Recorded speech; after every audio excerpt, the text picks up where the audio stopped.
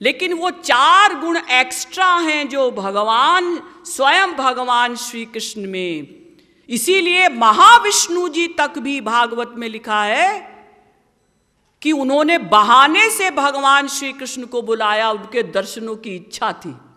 और महालक्ष्मी जी के लिए तो आप हजारों बार सुन चुके हैं कि वो तपस्या करती हैं कि मुझे श्री कृष्ण का सानिध्य प्राप्त हो।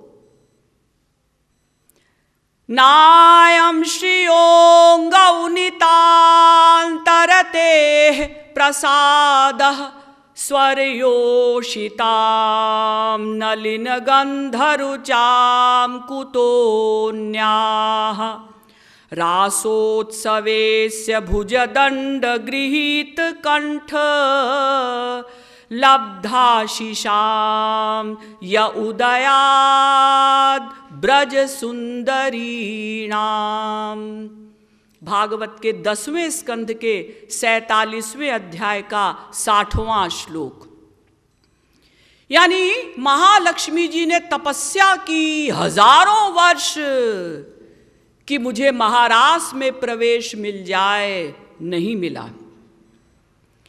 कस्यानुभावोऽस्य न देव विद्महे तवाङ्घ्रिरेणुस्पर्शाधिकारः यद्वाञ्छया श्रीर्ललनाचरत्तपो विहाय कामान् सुचिरं धृतव्रता। भागवत के 10वें स्कंध के 16वें अध्याय का 36वां श्लोक। नाग पत्नियां जब भगवान श्री कृष्ण ने कालिया नाग को नाथा, कालिया नाग के फणों पर नृत्य किया, तो उस समय स्तुति करती हुई, वंदना करती हुई कालिया नाग की स्त्रियां कहती हैं कि हे नाथ, हमारे पति कालिया नाग का कितना बड़ा सौभाग्य है कि जिनके चरणों के दर्शन के लिए महालक्ष्मी जी तक तरसती हैं, उन्हीं चरणों का स्पर्श हमारे पति को मिला। आपने उनके फणों पर, उसके सिर पर नृत्य किया। जिन चरणों को समाधि में 1 सेकंड के लिए बड़े बड़े योगींद्र मुनींद्र चाहते हैं कि 1 सेकंड को समाधि में ही श्री कृष्ण के चरणों का दर्शन हो जाए, नहीं होता। वही श्री कृष्ण के स्पर्श, चरणों का स्पर्श हमारे पति को मिला, जिनके लिए महालक्ष्मी जी भी तरसती हैं। इसका मतलब कुछ न कुछ तो विशेष बात है भाई श्री कृष्ण में, वरना तो महाविष्णु जी ही अगर श्री कृष्ण हैं तो फिर क्यों तरसती। महाविष्णु जी तो उन्हें सदा ही प्राप्त हैं। वही 4 गुण जो एक्स्ट्रा हैं स्वयं भगवान श्री कृष्ण में, लीला माधुरी, प्रेम माधुरी, रूप माधुरी, मुरली माधुरी। इसके कारण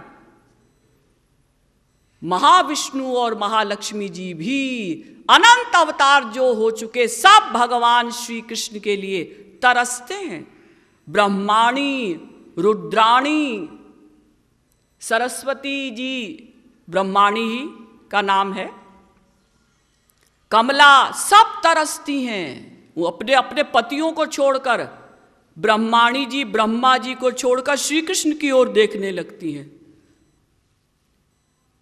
पार्वती जी शंकर जी को छोड़कर श्री कृष्ण को देखने लगती हैं।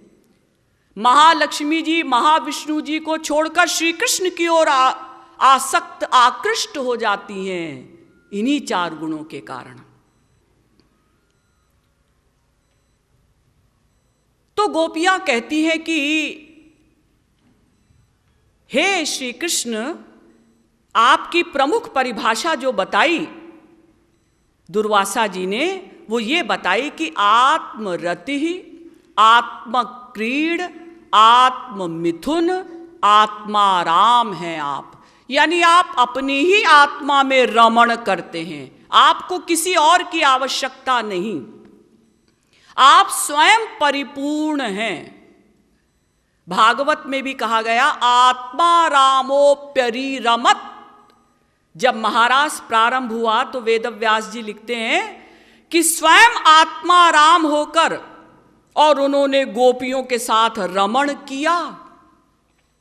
साक्षान मन्मथ मन्मथः, भागवत के 10वें स्कंद के 2 अध्याय का 32वां श्लोक।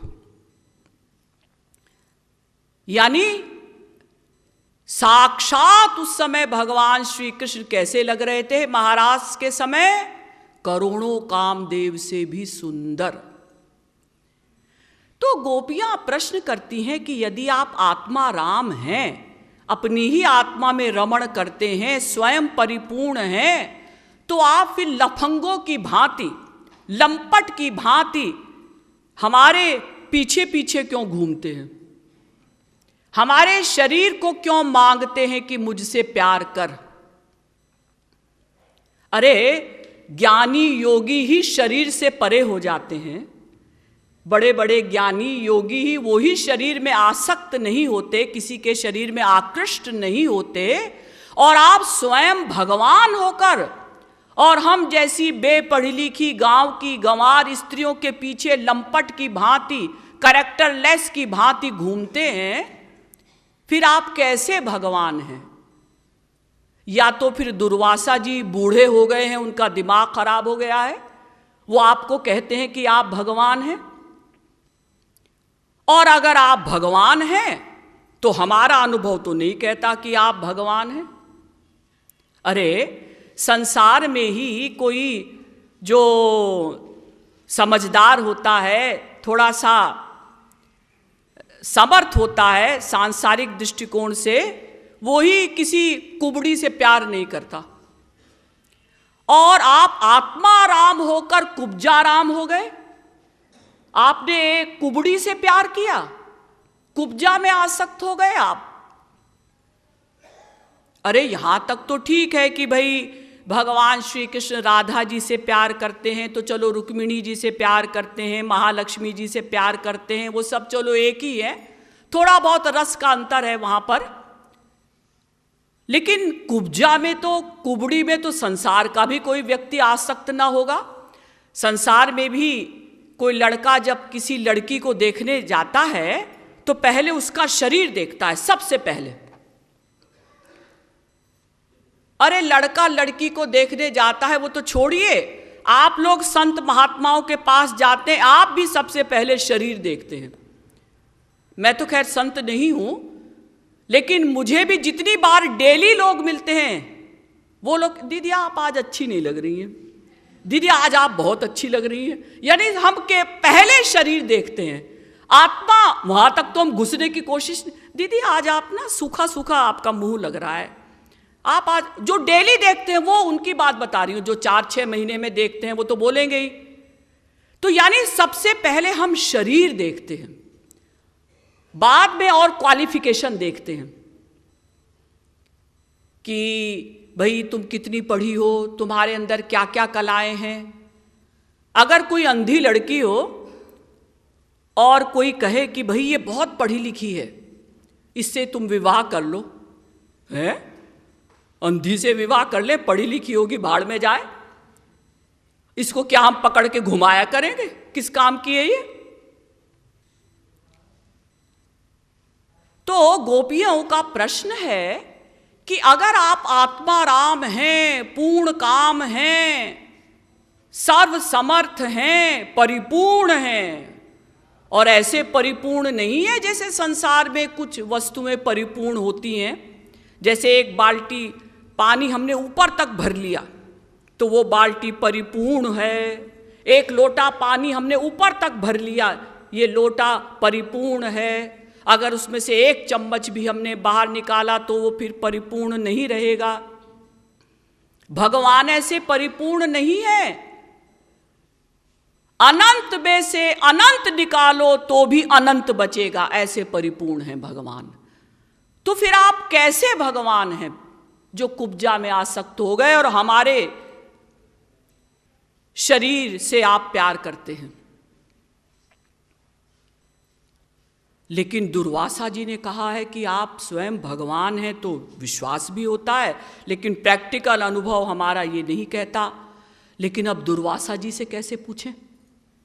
दुर्वासा जी तो महाक्रोधी हैं।